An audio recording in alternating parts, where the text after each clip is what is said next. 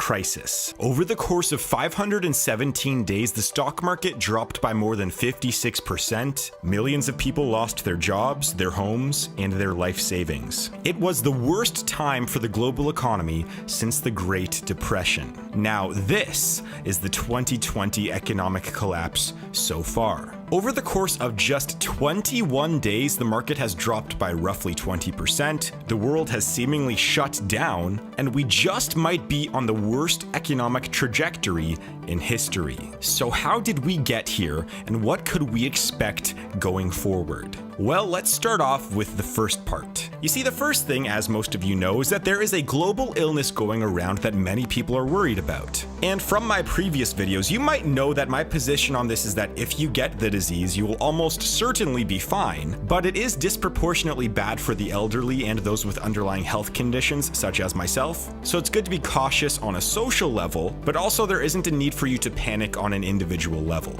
Initially, when the disease had its first outbreak in China, it caused the Chinese government to shut down its manufacturing sector in order to help prevent the spread of the virus. Now, that wouldn't be a problem if 1/3 of all products weren't made in China. You see, China is the global supply chain of the world, so when China experiences delays in production, the entire world's economy experiences delays as well. Now, I made a whole video on this, which you can check out on my channel, but I won't dive into deep detail in this video. But anyways, because of the supply chain slowdown, we have seen many large companies experience a slowdown in their sales and revenue. And that makes sense because if you don't have your product to sell, well then you can't make any sales and can't make any money. And here's an example. The car industry is very dependent on tools, dye, and machinery in order to manufacture their cars. But each one of these necessities for the car industry is experiencing a 1 to 3 month delay because of the Chinese shutdown of the manufacturing sector. Now this means that car companies will not be able to launch their new annual vehicles on time, therefore missing out on billions of dollars worth of sales. And also because people are being asked to stay inside, they're missing out on some wages, they're trying to be cautious and work from home if possible. Because of those things, we've seen an 80% drop in automotive sales in countries like China.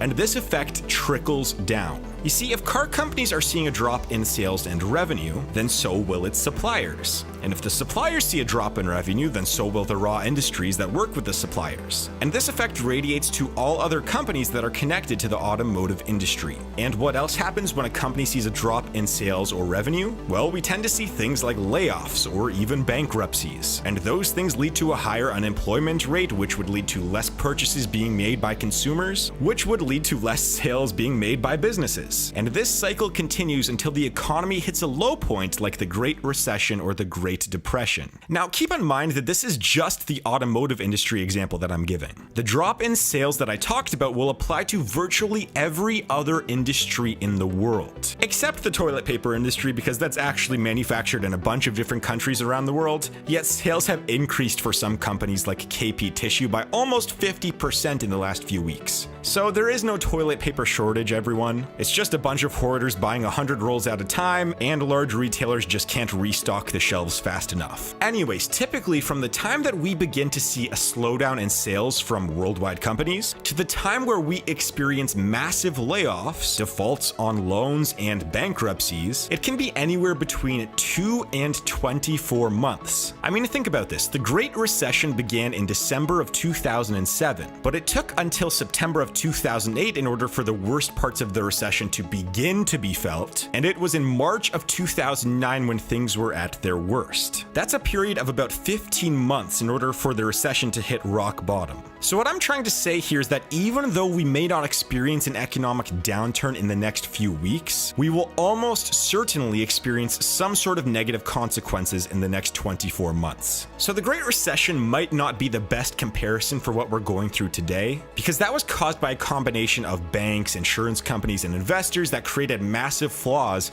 in the financial system. The most comparable economic downturn to the one that we are seeing today was probably the recession of 2001, except the one that we're going through today is on a much larger scale. You see, in 2001, there was a rapid drop in stock prices after a half-decade-long bull market. There was also a crisis that slowed down the world's economy, which was 9/11. And there was a temporary ban on air travel in many countries throughout the world. Now, these aren't the exact same as to what we're seeing today, but it is the most comparable recession in terms of causes. And in 2001, what we saw is that the effects of the recession caused an 8-month economic downturn and doubled the unemployment rate to about 6%. But again, the thing is that what we're seeing today is much more extreme than what we saw back then, because today we are seeing many more negative economic indicators. For example, today consumer debt is at a higher level than it was during the recession of even 2008, meaning that any economic downturn might cause people to miss payments on their debt and in turn create massive losses for lenders, similar to what happened in 2008. Today, stock market volatility, which is usually a sign of investors being uncertain about an incoming economic collapse, is actually at the exact same level as it was right before the 2008 recession, which was extremely high. There are also two giant industries right now in the airlines and the cruise lines that are actually on the brink of bankruptcy, and no one is really talking about this. In fact, I'm almost certain that if people aren't able to travel again in the next few weeks or couple months, then we will see at least one major airline go bankrupt or get bailed out. In fact, it might even be all of them. And what is strange is that this might be one of the only bailouts that I've 100% agreed with, because it's due to an unpredictable change in traveling laws and regulations and not due to the incompetence of the industry. In fact, if you want to know how bad airlines are getting hit right now, take WestJet, for example. They're a fairly big airline with 14,000 employees, but they are expected to lay off between 20 and 50%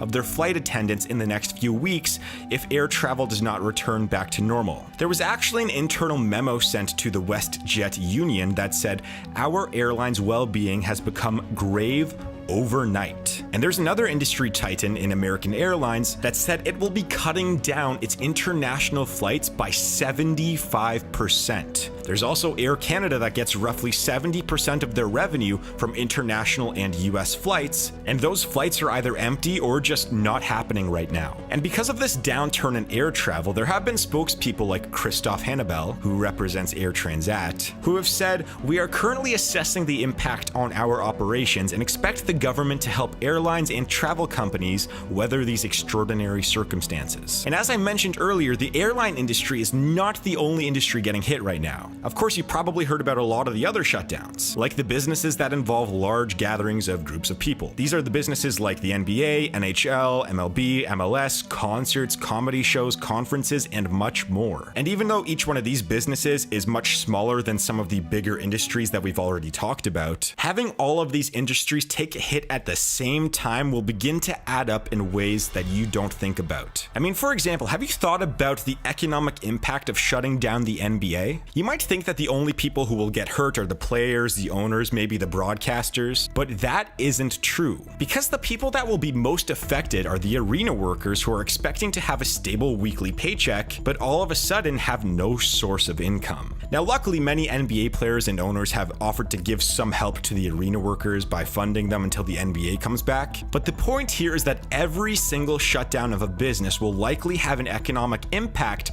that most people aren't thinking of. And yes, there's even different kinds of companies that don't draw in large or dense crowds that are still shutting down for several weeks at a time. The best two examples are Nike and Apple, who have shut down all of their stores in hopes to stop the spread of the virus throughout the world. And even though these are big companies that will be able to get through the shutdown while still being able to pay all of its workers, there are still many businesses who are shutting down temporarily or who are limiting store hours who will be unable to pay their hourly workers their expected wage. And what about the stores and small businesses that do keep their doors open during this time? Well, this early data is pretty terrifying. Let's take the restaurant business, for example. So there are apps like Resy and OpenTable which are used to book tables at restaurants, and they're reporting that covers are down between 30 and 65% in areas like New York and Washington. And this one really hurts me personally because picture all of the mom and pop local restaurants and businesses that are just being able to get by and pay the bills, and all of a sudden this disease outbreak happens and they might go out of business because everyone is staying at home. So all of these points represent the case for an incoming recession. And there's a ton of other points that are tough to quantify, such as businesses losing productivity by having people work from home. There was a sharp drop in oil prices recently too, and there's a ton of other economic indicators that signal a really bad economy coming in the future. But this does not mean that a horrible recession is for sure coming. You see, there are ways to at least mitigate some of the short-term consequences of a recession. For example, one action that several countries have done, like Canada and the United States, is that they have set up a loan program where small business owners are able to take out interest-free loans in hopes to prevent their businesses from shutting down during the next 6 to 12 months. Another thing is, as mentioned earlier, using taxpayer money to help bail out core infrastructure companies such as airlines might help prevent large companies from going bankrupt. Now, I'm not saying to bail out every single large company, but core infrastructure ones, there's a good debate for actually doing that. Another tactic, for whatever reason that no one has mentioned so far, is the Federal Reserve is lending out $1.5 trillion. Yes, that was a trillion with a T. They're lending this money out to Wall Street and the big banks. Now, there is a complex reasoning behind this called the repo market, and that would take an entire video to explain properly, but here's a quick overview. The United States banks have taken out $1.5 trillion worth of loans in order to help get them through tough economic times where treasuries are less liquid. It's essentially a loan to help stabilize the market. Now, if the market does stabilize with this injection, that's a good thing, so the banks and market might not collapse. But if the market does not stabilize with this injection, all of a sudden, you will see a giant collapse on Wall Street, which was what happened in 2008. And if that didn't worry you enough, this method of lending to banks is kind of viewed as the last resort to help stabilize a market and prevent a collapse. Now, lastly, another thing that is done virtually every time there's an economic slowdown is a reduction in interest rates. This is a very simple way to make debt cheaper in hopes of promoting spending that will kickstart the economy. And typically what you see is that when times are going to be good, interest rates go up. And when times are going to be bad, interest rates go down. Now, initially when I recorded this video, I talked about how the Federal Reserve just did an emergency rate cut down to 1.25%. But in the last few minutes, they just did another emergency rate cut down to essentially 0%. That is something that you only saw during the deepest parts of the 2008 recession. And so when I initially recorded this, I was going to say that they didn't want to lower it down to 0% because they wanted to have one more bullet in the chamber to potentially help out the economy when things start to get really bad. But now they just used that last bullet unless they want to go to negative interest rates, which I don't know if they do. But wow, I can't believe that happened while recording this video. And even though these measures might help prevent some companies from going out of business or having to do mass layoffs, the one thing that can't be prevented is the slowdown of the economy that we have already experienced in the last few weeks. And this will likely continue for the foreseeable future. You see, governmental action can only get you so far during a recession. At the end of the day, the only real way that we can prevent or minimize this recession is to have life return, well, back to normal for the average person. But that might not happen for quite a while. So buckle up, be prepared, because we might be in for a tough one. Now, I have a whole playlist of business documentaries just like this, so if you liked this video, please click on that playlist. And also, I know everyone says this, please subscribe and leave a like button. I've been very, very happy and excited with this channel's growth recently, and I'm just super happy and very fortunate that all of you guys like what I have to say. So it does mean a lot to me, and yeah, thank you everyone. So anyways, make sure to click on that playlist or the next video of mine, and I'll see you guys hopefully in a few seconds.